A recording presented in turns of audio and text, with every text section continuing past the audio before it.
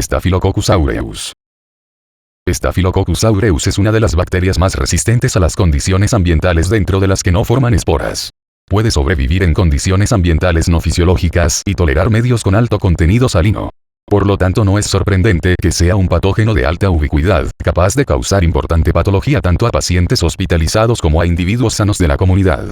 Coloniza la nasofaringe o la piel de aproximadamente la tercera parte de la población general. Las mucosas y la piel del hombre ofrecen una barrera mecánica eficiente contra la invasión tisular local. Pero, si por algún motivo esta barrera se quiebra, cirugía, quemadura, etc., Staphylococcus aureus puede alcanzar el tejido subyacente. Si al multiplicarse supera los mecanismos de defensa local, puede ingresar a la circulación, diseminarse y así producir distintas enfermedades graves. Por lo expuesto, se considera que Staphylococcus aureus es un patógeno oportunista. Una elevada proporción de los individuos normales de la comunidad alberga Staphylococcus aureus en diversos sitios anatómicos, como las fosas nasales y pliegues cutáneos, axilas e ingle. De esta manera, Staphylococcus aureus se puede comportar como comensal e integrar la microbiota humana normal. Desde estos reservorios y ante una alteración de las defensas del huésped, ruptura de la barrera epitelial por quemadura o traumatismo, la bacteria puede invadir tejidos y causar severas infecciones. Dado este origen, estas infecciones se denominan endógenas. Características estructurales. Staphylococcus aureus tiene la pared celular típica de un gram positivo.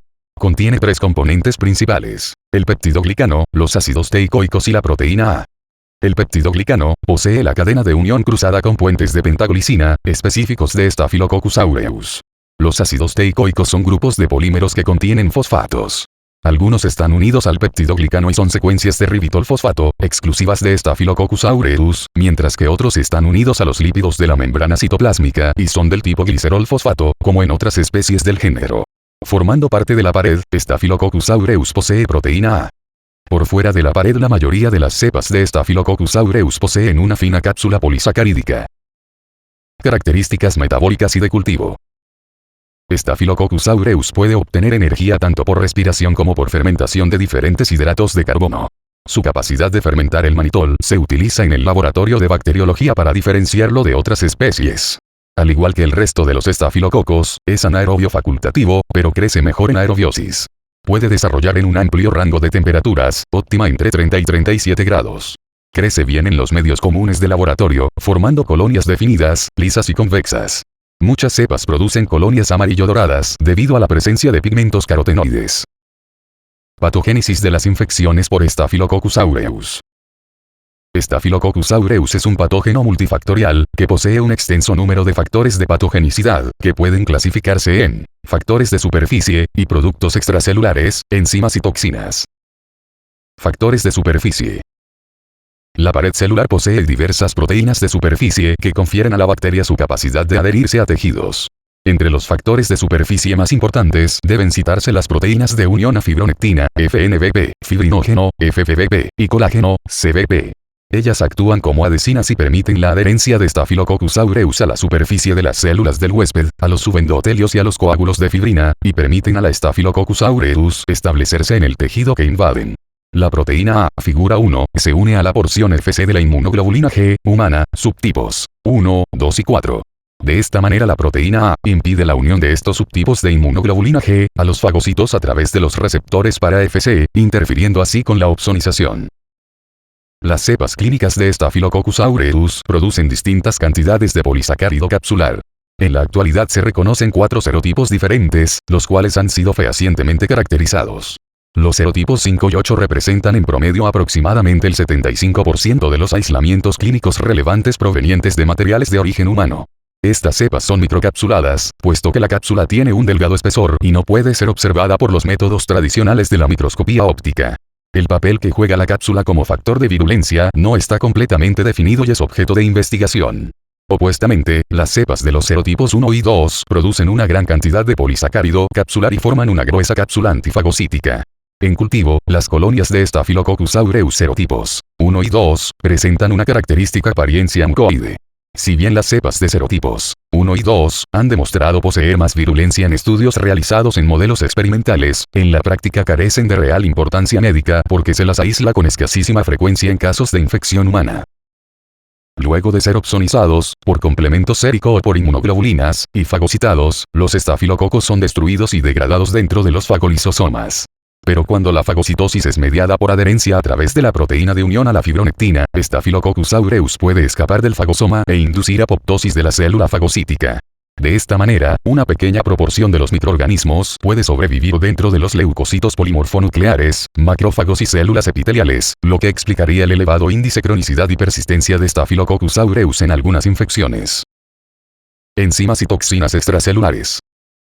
Staphylococcus aureus produce y secreta una gran cantidad de sustancias que contribuyen de distinto modo a su virulencia. La generación de exoproductos está regulada al menos por dos genes, llamados AGR y SAR. En condiciones nutricionales favorables, fase logarítmica de crecimiento, dichos genes están reprimidos y la bacteria sintetiza principalmente proteínas estructurales. Pero cuando la bacteria encuentra condiciones adversas, como cuando se halla confinada en un microambiente con pocos nutrientes y bajo pH, los genes se activan por un sistema de autoinducción y genera gran cantidad de exoproductos. Entre ellos, debemos citar a la coagulasa, catalasa, hialuronidasa, lipasa, ribonucleasa y diversas toxinas como las hemolicinas, alfa, beta, gamma y delta, leucocidina, enterotoxinas, exfoliatina, y toxina del shock tóxico. La acción de estos exoproductos se describe en la tabla 1. Tabla 1. Principales exoproductos liberados por Staphylococcus aureus y sus mecanismos de acción. Catalasa. Mecanismos de acción. Cataliza la transformación del peróxido de hidrógeno en agua y oxígeno. Como la destrucción fagocítica de los estafilococos está mediada por especies reactivas del oxígeno, radicales libres, producidos por los leucocitos polimorfonucleares, la catalasa contrarresta los mecanismos oxidativos de defensa del huésped. Coagulasa. Mecanismos de acción. La coagulasa es una enzima que transformará al fibrinógeno en fibrina.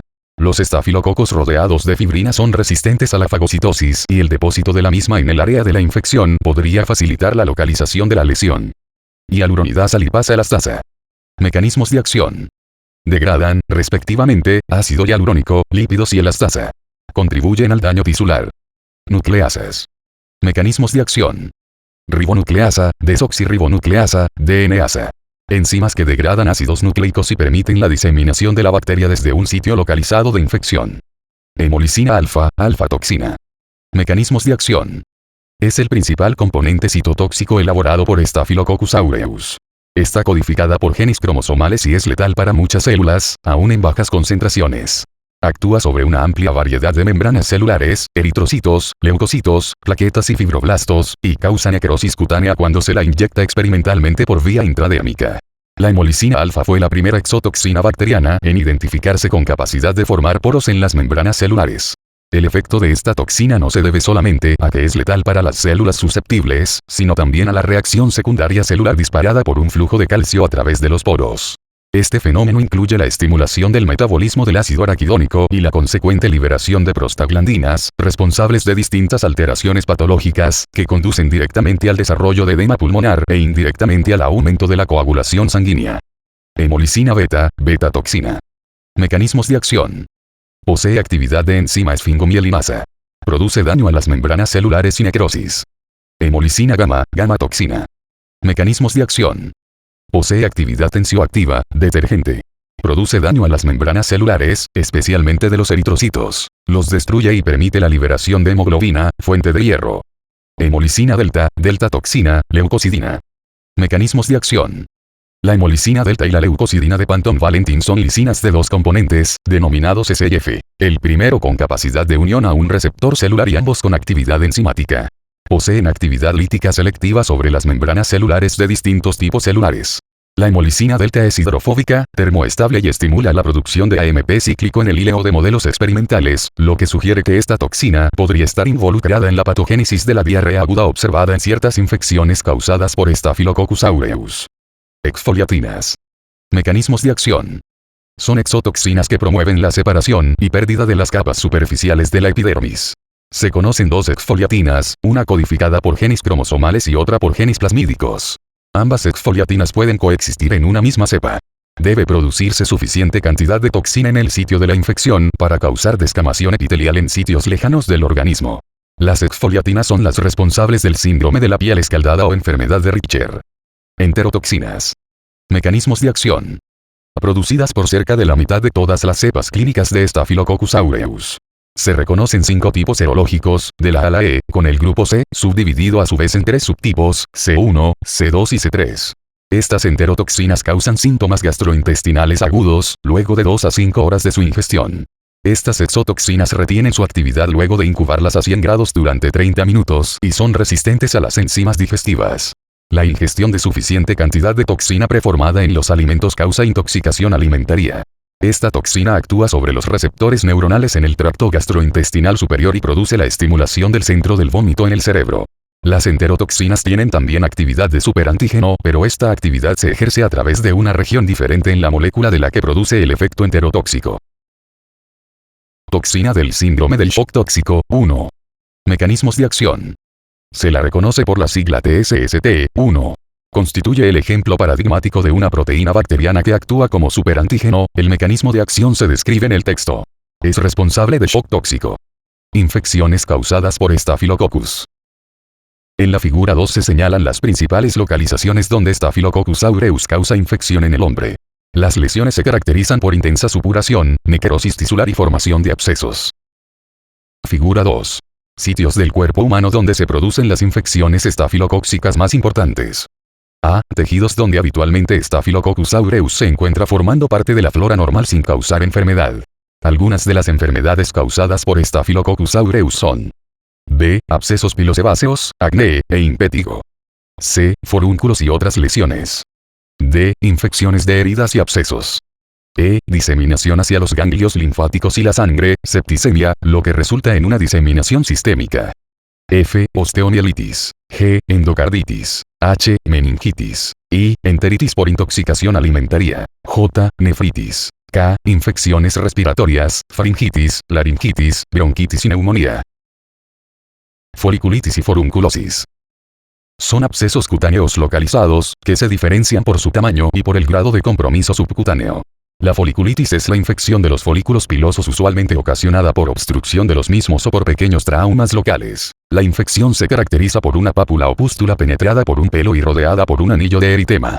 El tratamiento local es usualmente suficiente, compresas salinas y antibióticos tópicos, como la clindamicina. Un forúnculo es un absceso que comienza en un folículo piloso como un nódulo firme y delicado que luego fluctúa y produce dolor. En ciertas circunstancias, especialmente en pacientes con enfermedades de base e inmunodepresión, se producen lesiones más profundas y de mayor tamaño, que se presentan inicialmente como abscesos subcutáneos múltiples que envuelven varios folículos pilosos y glándulas sebáceas, los cuales drenan a lo largo de los folículos. Cuando el tejido epitelial se necrosa, queda una lesión amplia, plana de fondo negro, que puede acompañarse de fiebre y complicarse con celulitis y bacteriemia. El tratamiento antibiótico es imperativo. Impétigo. Se trata de una infección superficial de la piel producida por lesiones eritematosas que pueden ser ampollares o no. Las no ampollares pueden ser ocasionadas por Streptococcus grupo A, y las ampollares, menos frecuentes, por Staphylococcus aureus. El impético ampollar generalmente ocurre en neonatos y niños pequeños. Las lesiones comienzan como vesículas que luego forman ampollas de 0,5 a 3 centímetros de diámetro. La piel de la ampolla se rompe fácilmente, dejando una zona que se asemeja a una quemadura de segundo grado. El exudado puede ser seroso o purulento y deja una costra delgada cuando drena. Para realizar el diagnóstico bacteriológico, se debe limpiar la lesión con alcohol, remover la costra y cultivar material de la base de la lesión. Celulitis. Es una infección difusa, que involucra las capas profundas de la dermis. Se caracteriza por dolor local, eritema y edema, asociados a fiebre, escalofríos y linfadenopatía regional. El área de celulitis no está bien delimitada. El diagnóstico es básicamente clínico, ya que el rendimiento del cultivo bacteriológico es solo del 5 al 12%. A partir de una localización cutánea, Staphylococcus aureus puede extenderse localmente o por vía hematógena y ocasionar una gran variedad de infecciones secundarias en tejidos profundos, como osteomielitis, artritis, neumonía, abscesos cerebrales, pulmonares y renales, empiema pleural, endocarditis y pericarditis. Osteomielitis y artritis séptica. Staphylococcus aureus es el agente etiológico más frecuente de estas infecciones en los niños. Ambas enfermedades son de buen pronóstico si son tratadas adecuadamente.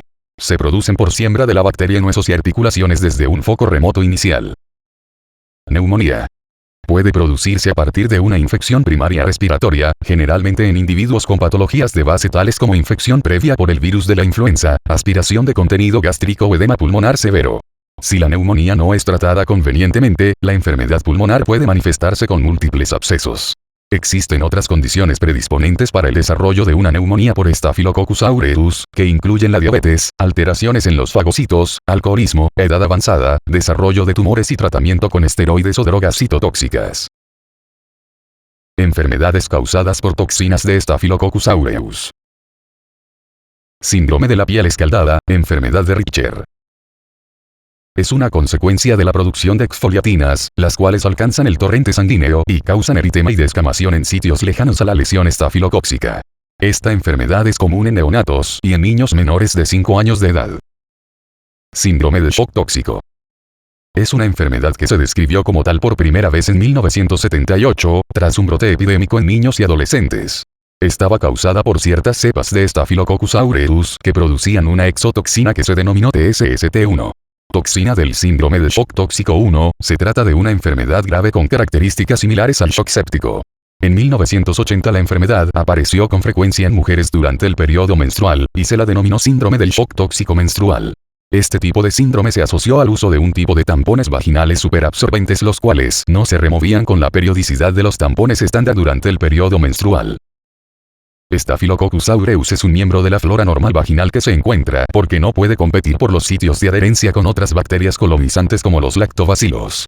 Los tampones superabsorbentes crean un nuevo hábitat que Staphylococcus aureus es capaz de invadir. La producción de TSST1 ocurre preferentemente bajo condiciones aeróbicas y si bien el tracto vaginal es relativamente anaerobio, el tampón posee bolsillos de aire atrapado, los cuales proporcionarían el oxígeno necesario para la producción de la toxina. La TSST1 producida por la bacteria que se reproduce en el tampón alcanzaría la circulación general y causaría los síntomas de este síndrome. Cuando se retiraron del mercado estos conflictivos tampones, declinaron los números de casos con las características descriptas.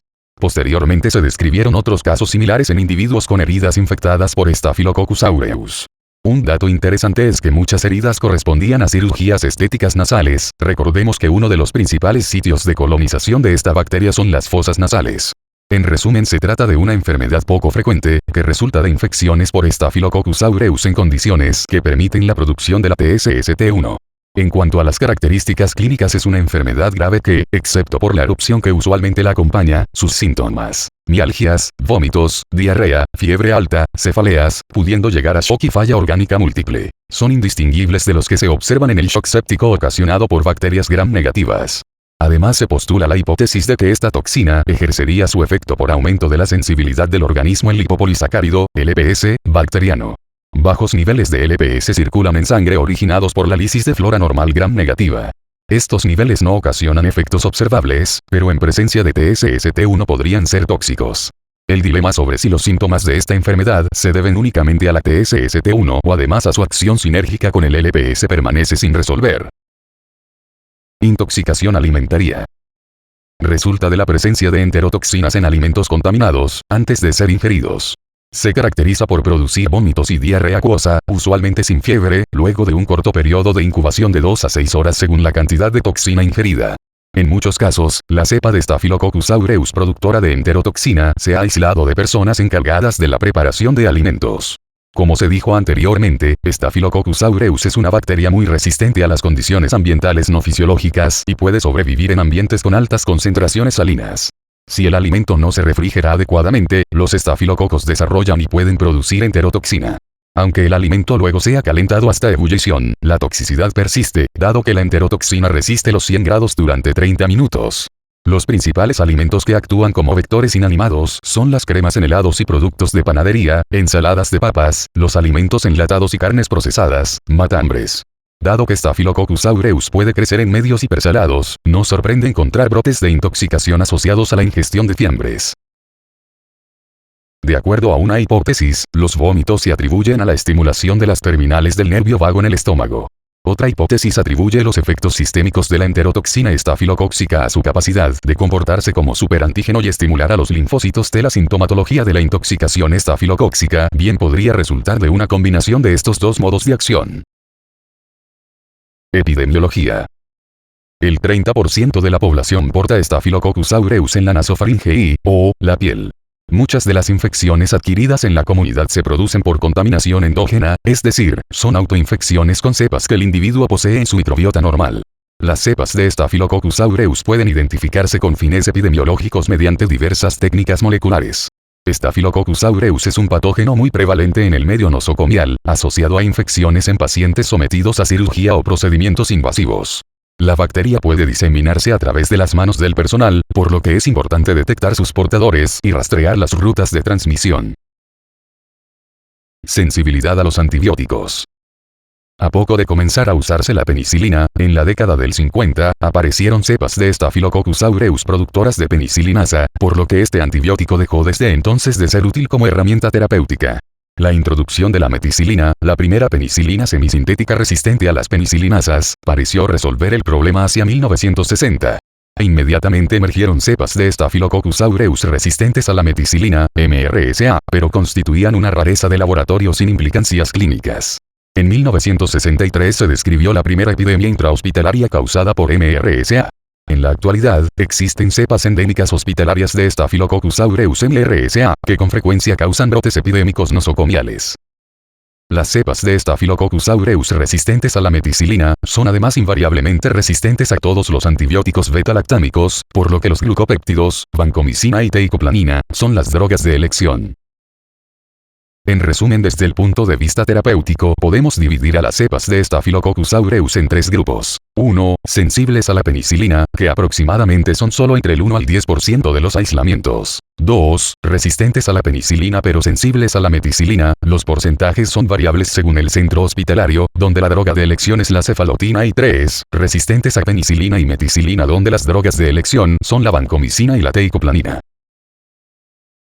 Estafilococos coagulasa negativos. La producción de la enzima coagulasa permite distinguir a los Staphylococcus en dos grandes grupos. Los coagulasa positivos constituyen un grupo uniforme, en el que Staphylococcus aureus es el principal representante, y en el que se pueden encontrar otras especies que causan una patología y presentan una epidemiología semejante a la de Staphylococcus aureus. No se hace hincapié sobre estas otras especies debido a su baja incidencia en humanos. En cambio, existen muchas especies de Staphylococcus coagulasa negativos. De todas ellas, las de mayor importancia médica son Staphylococcus epidermidis y Staphylococcus saprophyticus. Entre las restantes podemos mencionar Staphylococcus hemolyticus, Staphylococcus hominis, Staphylococcus capitis y Staphylococcus warneri. Los estafilococos coagulasa negativos forman parte de la flora normal de la piel, fosas nasales y oído externo del hombre. Debido a su gran ubicuidad, son frecuentes contaminantes de muestras recolectadas para el diagnóstico bacteriológico. En el pasado raramente causaban infección, pero con el incremento del uso de catéteres y prótesis, y de la utilización de procedimientos invasivos, han emergido como importantes agentes de infección hospitalaria, por su capacidad de adherirse a la superficie de dichos elementos. Las infecciones suelen no ser graves, pero muchas veces se requiere la remoción del catéter o dispositivo colonizado. Los pacientes inmunosuprimidos son particularmente atacados por estas bacterias. En la tabla 2. Se enumeran las infecciones más importantes causadas por estas bacterias. Infecciones producidas por estafilococos coagulasa negativos. Bacteriemia nosocomial. Los estafilococos coagulasa negativos son la causa más frecuente de bacteriemia nosocomial, principalmente en áreas donde se usan habitualmente catéteres vasculares. Dado que estas bacterias son habituales contaminantes en los hemocultivos, se deben obtener varias muestras de sangre de venas diferentes y usar rigurosos criterios para definir si la aparición de un estafilococo en un hemocultivo representa una bacteriemia debida a estafilococos coagulasa negativos. Endocarditis. Los Staphylococcus coagulasa negativos causan con frecuencia infección de prótesis valvulares cardíacas. La mayoría de los casos ocurren dentro del año de colocada la válvula y pueden ocurrir por inoculación de la bacteria durante la cirugía. El tratamiento es antibiótico y quirúrgico, ya que debe removerse la válvula infectada y esterilizar el área donde se va a colocar la nueva. Infecciones de catéteres vasculares. Está bien documentado que Staphylococcus epidermidis es la principal causa de infección de catéteres. A esto se le asocia una alta incidencia de bacteriemia asociada a los catéteres. De ser posible, debe removerse el catéter infectado, aunque a veces el tratamiento antibiótico puede ser exitoso. Infecciones de derivaciones del líquido cefalorraquídeo. Staphylococcus epidermidis también es la causa más frecuente de infecciones de derivaciones del líquido cefalorraquídeo en pacientes hidrocefálicos. La infección generalmente ocurre dentro de las 2 semanas de implantada la derivación. La terapéutica adecuada necesita la combinación de la administración de antibióticos en forma intraventricular y parenteral. Algunas infecciones pueden ser tratadas exitosamente sin necesidad de remover la derivación. Infecciones urinarias. Existen dos poblaciones diferentes de pacientes en lo relativo a infecciones urinarias por Staphylococcus coagulasa negativos. A Staphylococcus saprophyticus se lo aísla con frecuencia de infecciones urinarias de mujeres jóvenes. Los síntomas y signos son indistinguibles de las infecciones causadas por enterobacterias. En cambio, Staphylococcus epidermidis es agente etiológico de infecciones en pacientes hospitalizados con complicaciones en el tracto urinario, cirugía, trasplante, litiasis, etc. Tanto hombres como mujeres son igualmente afectados y generalmente ocurre en el grupo etario de mayores de 50 años. Tabla 3. Infecciones causadas por Staphylococcus coagulasa negativos. Infecciones del tracto urinario. Adquiridas en el hospital, Staphylococcus epidermidis. En mujeres ambulatorias, Staphylococcus saprophyticus. Osteomielitis. A partir de una herida external. Adquirida por vía hematógena. Por infección de prótesis articulares. Endocarditis. Por infección de prótesis valvulares cardíacas. Infección en adictos intravenosos. Bacteriemia. En pacientes inmunocomprometidos. Infección en adictos intravenosos. Endoftalmitis. Por complicación de una cirugía oftalmológica. Infecciones localizadas que se asocian a la introducción de dispositivos permanentes. Catéteres endovenosos. Circuitos de hemodiálisis. Derivación de líquido cefalorraquídeo. Catéteres de diálisis peritoneal. Cables y electrodos de marcapasos. Injertos vasculares.